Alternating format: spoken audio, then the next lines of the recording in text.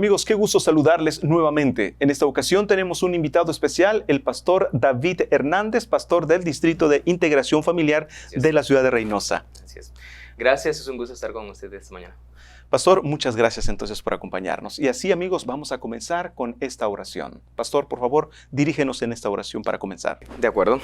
Querido Padre, te damos gracias por darnos la oportunidad de repasar lo que hemos estudiado y de haber estudiado durante esta semana. Gracias por estos mensajes que has dejado en las Sagradas Escrituras que nos ayudan a confiar en ti y en los planes que tú tienes para nosotros.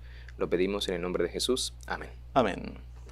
Bien, pastor, hoy estamos empezando uno de los temas más fascinantes. Me emociono cuando vemos la parte de estas profecías apocalípticas de las Escrituras. Así que hoy vamos a ver justamente el título, la Biblia y la profecía.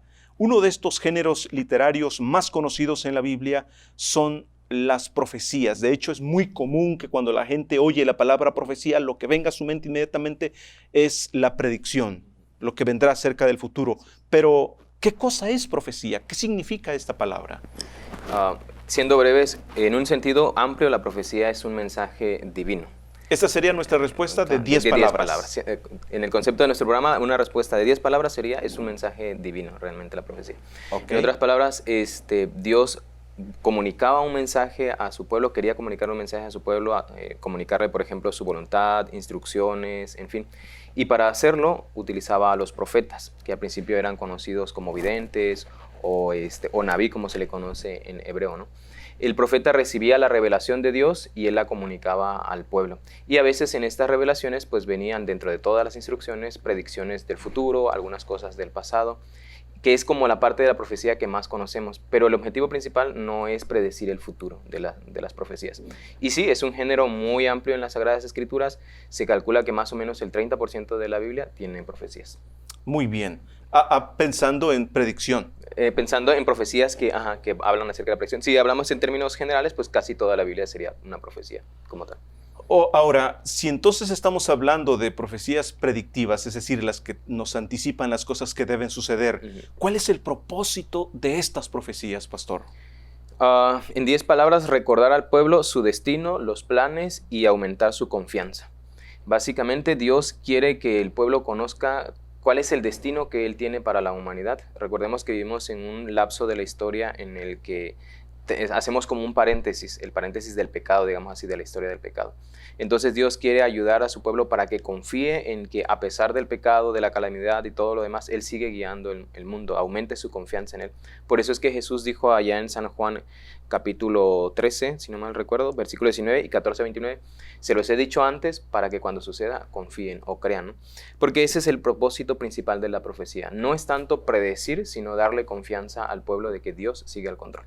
Y eso es algo muy importante porque la tendencia que hemos visto a lo largo de la historia del cristianismo es esa tendencia desde el primer siglo. Por ejemplo, en 2 Tesalonicenses, en el capítulo 12, el apóstol Pablo le advierte a los hermanos que sean cuidadosos con esas voces, con esas cartas que circulaban, que lo único que producían era alarmismo, con un enfoque amarillista que, lejos de despertar a una vida espiritual fundamentada en la palabra, pues realmente era miedo, era Exacto. hinchazón, sí. un falso despertar. Porque ese es el propósito, pues realmente de la comunicación divina, es darle al pueblo esta instrucción que necesita para que conozca a Dios, para que se relacione con Dios y esta relación sea salvadora con Él. Obviamente dentro de esos mensajes pues viene a veces la predicción del futuro, ¿no? Que ya en este sentido tiene pues 3 presuposiciones. Uno tiene que ver con que Dios conoce el futuro, el hombre no puede predecirlo, solamente Dios. La otra presuposición básica de las profecías tiene que ver con que Dios no solamente conoce, sino que su conocimiento es perfecto. Sabe exactamente lo que va a suceder porque Él está fuera del tiempo, no está limitado por el tiempo. Y lo tercero es que Dios tiene un plan definitivo para su pueblo y por eso puede comunicarlo.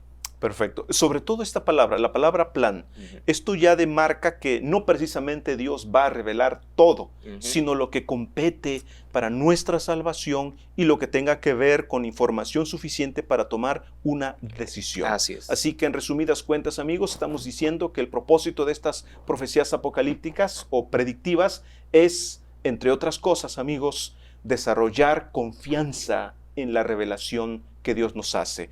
Ahora, hablemos del tipo de profecías que la Biblia contiene, pastor. Yo he leído varios libros, hacen clasificaciones de profecías, pero hablemos de estas, las más comunes. En términos generales y en 10 palabras, hay dos tipos: las profecías clásicas y las profecías apocalípticas, digamos. Perfecto, así que esas serían básicamente las dos tipos que existen en toda la Biblia. Así es. Las profecías clásicas se caracterizan porque son condicionales, es decir, dependen de la reacción del pueblo al mensaje de Dios.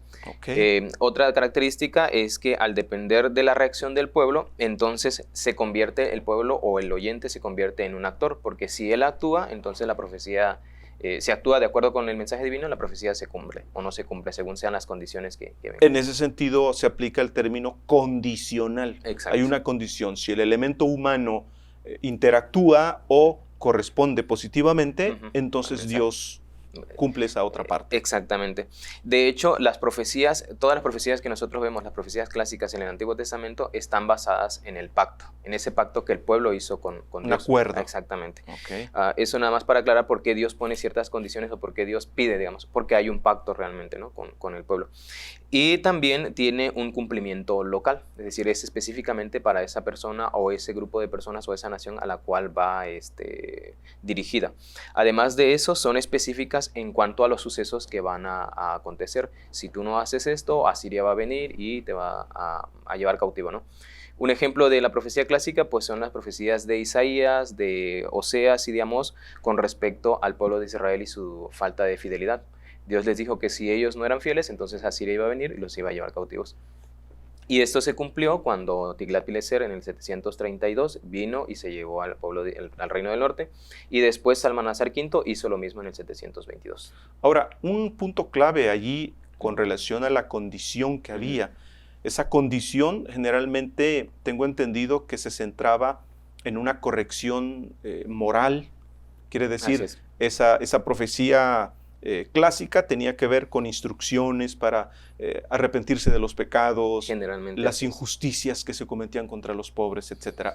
Y las profecías apocalípticas. Ahora hablemos de estas. En el caso de las profecías apocalípticas, casi son como no contraparte, pero son más amplias. Esa es una de las características principales. No son condicionales, porque generalmente tratan acerca del plan de Dios para la humanidad. Entonces, al tratar del plan que Dios tiene, del plan cósmico, digamos así, que Dios tiene para la humanidad de salvación, pues el plan de salvación no depende de si el ser humano actúa o no. Dios va a cumplir su promesa de salvar a los seres humanos, independientemente si yo o usted aceptamos u otra persona acepta, ¿no? Y por lo tanto no puede ser local, porque la salvación es para todo el mundo, no es una nación específica. No es exclusiva. Local, exactamente, no es local, tampoco es condicional, como hemos dicho, y además de eso, su cumplimiento es más amplio. Por eso es que son profecías que abarcan grandes lapsos de tiempo. Y generalmente están prediciendo el futuro, están cargadas de simbolismo, tienen mucho simbolismo, pero ese simbolismo puede ser entendido porque generalmente está basado en las profecías clásicas o en lo que el Antiguo Testamento ya había mencionado. Los profetas, en ese caso Daniel y Juan, que son como los clásicos de la profecía apocalíptica, toman mucho de estos elementos del Antiguo Testamento para narrar también las profecías que Dios les dio. Algo así como un evento histórico que se utiliza como simbolismo, como en el caso de la caída de Babilonia, por ejemplo. Exactamente. ¿A eso te refieres? Esa es otra característica de la profecía apocalíptica, porque tiene mucha, lo que se le llama tipología. Okay, la tipología. Porque básicamente lo que los autores están haciendo es tomando elementos que ya conoce el pueblo de Dios, digamos así, y nada más están dándole un enfoque de acuerdo con el mensaje que Dios les ha dado, que generalmente viene dentro de la revelación que Dios les dio. Es decir, ya Dios lo estableció así. Ok, considerando entonces que uno de los rasgos distintivos de la profecía apocalíptica es la tipología, que lo mencionaste. Así es. Ahora, háblanos, ¿qué cosa es tipología? En 10 palabras, la tipología es básicamente una realidad histórica que apunta a una realidad futura.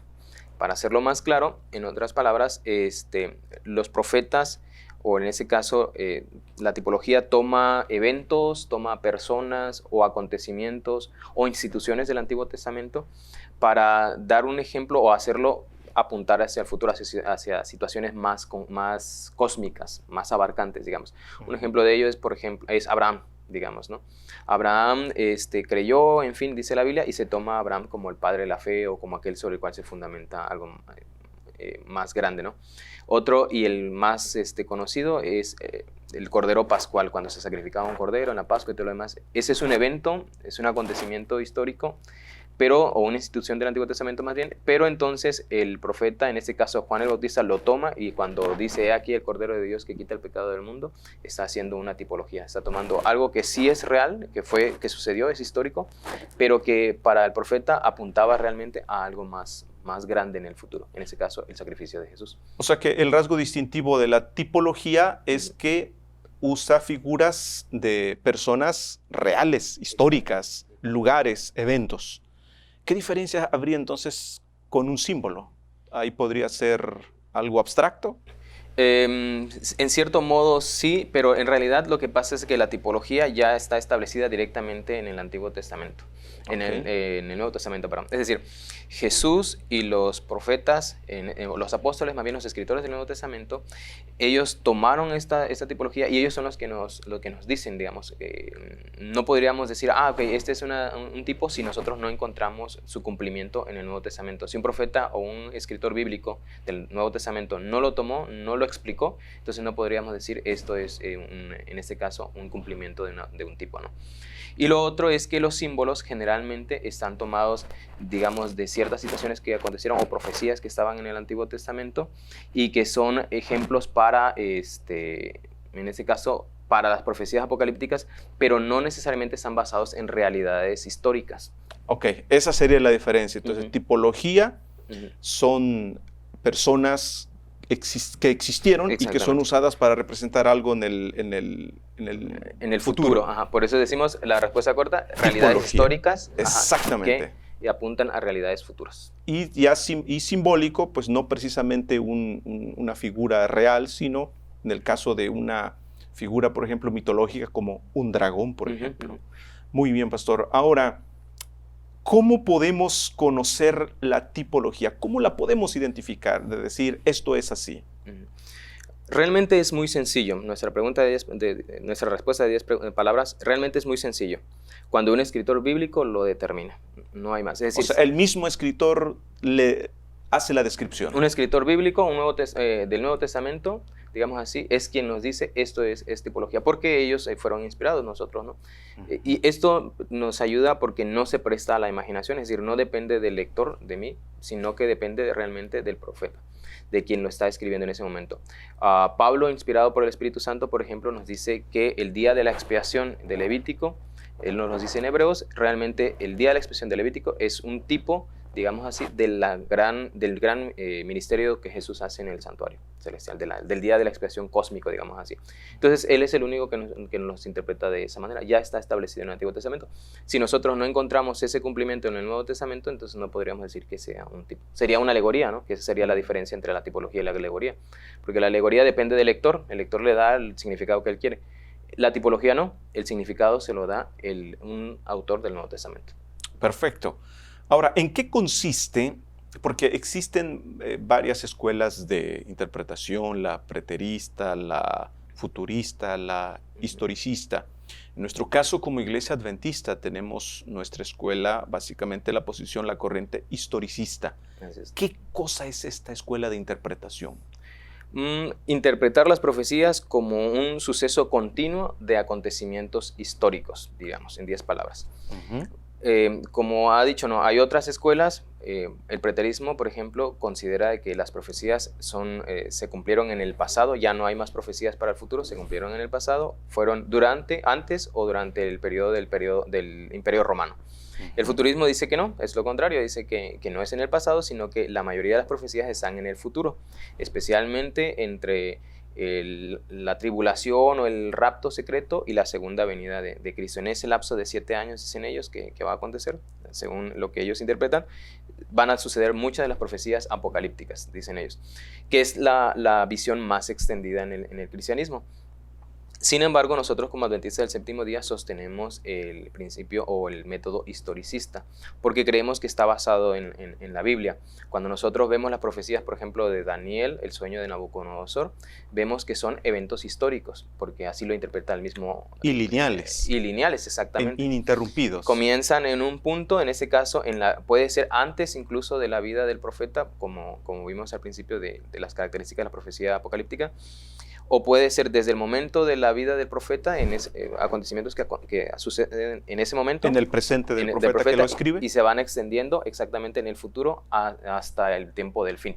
Okay. Es decir, es una línea histórica, ¿no?, de varios sucesos, varios acontecimientos. Por eso nosotros tomamos la historia como base para poder saber cuándo y dónde se cumplió la profecía, porque la misma Biblia nos da esa pauta. Y no es único de la Iglesia Adventista. Durante muchos siglos se usó el método historicista. Hay investigadores como Leroy Fromm que nos dicen que desde antes, por lo menos desde el siglo II antes de Cristo, ya se utilizaba este tipo de formas de entender la Biblia, porque el ángel Gabriel mismo nos los interpretó como eventos históricos, la profecía por ejemplo, de los 2300 días. Y además se extendió esta forma de interpretar, muchos cristianos lo interpretaron así, por lo menos hasta entrados del siglo XX. A partir del siglo XX, esos últimos primeros dos que mencionamos, preterista y futurista, comenzaron a ser usados. Ok. Ahora entonces, cuando hablamos del método historicista, que incluso mencionas el ejemplo de Daniel 2, en ese sentido lineal, que empieza desde la época de Babilonia y que se va hasta tiempo del fin, estamos hablando de largos periodos de tiempo, como lo mencionaste, en la característica de las profecías apocalípticas. Así es. Eso significa que para poder entender, por ejemplo, los símbolos temporales, es decir, los que tienen que ver con el tiempo, tiene que ser una escala superior a días, porque la Biblia menciona, por ejemplo, 2.300 tardes y mañanas que se traducen como 2.300 días, o incluso como Daniel 7:25, cuando habla de tiempo, tiempos y medio tiempo, y cuando encontramos en Apocalipsis 12, encontramos que es 1.260 días. Entonces, yo termino con por ejemplo, con una regla de 30 centímetros, hablando de 30 días, ¿no? Por ejemplo. Y yo digo, voy a medir la distancia que hay entre Tijuana y Mérida, Yucatán. El peor error que yo puedo cometer es usar una regla de 30 centímetros. No va a terminar. Ahora, nunca voy a terminar. Si yo veo que la profecía apocalíptica es una escala de siglos, ¿cuál es el principio que yo debo de usar para medir estos tiempos? ¿Días literales o días simbólicos? Porque la Biblia menciona precisamente este principio. Pero, ¿qué es el principio de día por año? ¿Por qué? ¿Y cómo se usa? Obviamente es una característica principal, digamos así, del historicismo, el principio de día por año. En pocas palabras, en 10 palabras, el principio de día por año básicamente es que en esos textos apocalípticos un día equivale a un año, en forma sencilla. En otras palabras, nosotros sabemos o interpretamos de que como una de las características de la profecía apocalíptica es que son simbólicas, y todo es simbólico en las profecías, las bestias, está cargada de simbolismo, entonces el tiempo tiene que ser simbólico, no puede ser literal. Y también lo que usted menciona, ¿no? Como otra de las características de la profecía apocalíptica es que toma largos periodos de tiempo. Si tomamos el tiempo que se menciona en las profecías, pues no cuadra, ¿no? 42 meses, por ejemplo. O sea, ¿cómo es que en 42 meses se llega hasta el tiempo del fin? Porque evidentemente los eventos, por ejemplo, una piedra llega y golpea los pies de la estatua y de acuerdo con Daniel representa el reino de Dios. Entonces, en 42 meses no puede ocurrir eso. No se puede. Entonces, de ahí que nosotros entendamos que el principio de día por año, pero eso no es algo inventado, digamos así, por los adventistas o por otras personas, porque no es solamente de los adventistas, sino que ya está basado en la Biblia. Hay un antecedente. Hay muchos antecedentes en la Biblia. Quiere decir, uno se mete a estas profecías y comienza a ver que no le alcanzan periodos de días. Tiene que haber algo más. Y se topan con el antecedente bíblico. ¿Cuál es ese antecedente bíblico? Tenemos a Levítico 25:8, que es uno de los principales, el año del jubileo, dice la Biblia, que son 7 años, digamos así, 7 días como 7 años, le menciona en Levítico 8. Pero 25:8 dije. 25:8, Levítico 25:8. Pero hay otros textos básicos que nos iluminan con respecto al principio de día por año. Está Números 14:34, donde los espías van a Canaán, comienzan a reconocer la tierra antes de que ellos lleguen a Canaán. Cuando regresan, desaniman al pueblo, y entonces Dios les dice, esos 40 días que ustedes estuvieron allá en Israel, se los voy a dar como 40 años de castigo por haber sido infieles. Entonces, día por año. Exactamente, se utilizan los 40 días como un símbolo para 40 años de esclavitud, de castigo que Dios le da al pueblo de Israel. Y el otro texto básico es Ezequiel capítulo 4, versículo 6, donde Dios le da este principio de día por año al profeta Ezequiel. Parece ser, según lo que se ha investigado, que realmente en la Biblia tenemos dos formas de expresar el tiempo. Cuando se expresa el tiempo, digamos, cotidiano, en fin, hay ciertas formas de expresarlo. Y esto, cuando se utilizan simbólicamente, es porque no se están refiriendo a días cotidianos, digamos así, sino a algo más bien simbólico. Son las dos formas de expresar el día. Así que estas serían nuestras referencias o antecedentes para decir que día por año es el principio donde un día simboliza un año. Un año, así es, por lo menos en las profecías apocalípticas. Solo así nos daría la regla para poder... Y cuando lo aplicamos, exactamente, cuando lo aplicamos, por ejemplo, a la profecía de los 1260 días de Daniel 7:25, 12:17, Apocalipsis 12:14, en fin, lo aplicamos el principio de día por año, nos dan 1260 años. Y cuando nosotros vamos a la historia, vemos que los eventos que se describen en estas dos profecías de Daniel y Apocalipsis, que realmente es la misma profecía, se cumplen a cabalidad. Y entonces nos damos cuenta, realmente es que... Ahí es donde estaba él. Y vuelvo a repetir, es algo que está basado en la Biblia, que los judíos conocían. De hecho, se ha investigado, Leroy Froom nuevamente ha investigado esto en la fe profética de nuestros padres, y él encontró que realmente este principio se conoce también desde tiempos de Jesús y se utilizó por mucho tiempo. Ahora, ¿podemos ver un ejemplo de cómo se aplica este principio de interpretación de la profecía de día por año? Claro que sí. El mejor ejemplo y más conocido es lo de los 2300 días. Esa sería nuestra respuesta en 10 palabras. Es el más conocido dentro de los adventistas del séptimo día, y además es como decirlo como que un calendario así bien establecido. Si vamos, por ejemplo, a Daniel capítulo 9, versículo 24, que es donde comienza la profecía de los 2300 días. Y sabemos que comienza allí porque el ángel en el capítulo 8 viene explicando la profecía que le estaba mencionando a Daniel, y le habla de los 2300 días. Luego hay una pausa para Daniel, donde él dice, no entiendo esta profecía. Él está orando, en el capítulo 9, él está orando porque no comprende, en fin, considera de que hay un castigo por ahí. Y entonces el ángel aparece nuevamente y le dice, ok, te voy a explicar ahora desde donde me quedé, de esos 2300 días. Y entonces los investigadores han considerado, y hemos considerado también, de que la Biblia aquí nos muestra que la profecía de las 70 semanas, que es de la que vamos a ver en ese momento, y la profecía de los 2300 días son dos partes de una sola profecía. Solo que 70 semanas están determinadas, o son específicamente, los sucesos que están ahí son específicos para el pueblo de Israel. O sea que las está desglosando. Exactamente. De estos 2300 días cortamos esto. De hecho, eso significa el verbo con el que se dice cortar. Hatah. Exactamente. De aquí vamos a cortar 70 semanas que están determinadas para tu pueblo. Entonces, si sabemos dónde comienzan las 70 semanas, podemos saber a partir de ahí 2300 días, día por año, hasta qué momento va a terminar. Llega. Y dice la Biblia aquí en Daniel 9:24, 70 semanas están determinadas, cortadas, hatah, sobre tu pueblo y sobre tu santa ciudad, para terminar la prevaricación, poner fin al pecado, el propósito por el cual están cortadas, y ungir el santo de los santos. Versículo 25 nos dice, sabe pues y entiende que desde la salida de la orden para restaurar y edificar Jerusalén hasta el Mesías príncipe habrá 7 semanas y 62 semanas, se volverá a edificar la plaza, el muro, en tiempos angustiosos. Entonces el versículo 25 nos da la clave de dónde empiezan la profecía de las 70 semanas, cuando sale la orden para restaurar Jerusalén. Y de acuerdo con Esdras 7:7 nos dice que esa orden llegó pues con Artajerjes, lo que significa de que, de acuerdo con la historia, y ahí es donde se aplica el método histórico, porque vamos a la historia para interpretarlo. Esdras 7:7 nos dice que esto comenzó con Artajerjes. Okay. Dice así: y con él subieron a Jerusalén algunos de los hijos de Israel y de los sacerdotes levitas, cantores, porteros, sirvientes del templo, en el 7º año del rey Artajerjes, que es cuando este decreto le permite al pueblo no solamente quedarse como una ciudad-estado, sino también poder reconstruir los muros y comenzar a funcionar, pues como, no quizá como estaban antes, pero tener mayor libertad que antes no tenían, ¿no?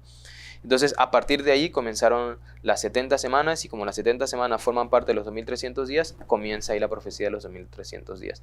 Si esto sucedió en el 457, si a 457 comenzamos a contar ahí 2300 años, nos lleva hasta 1844.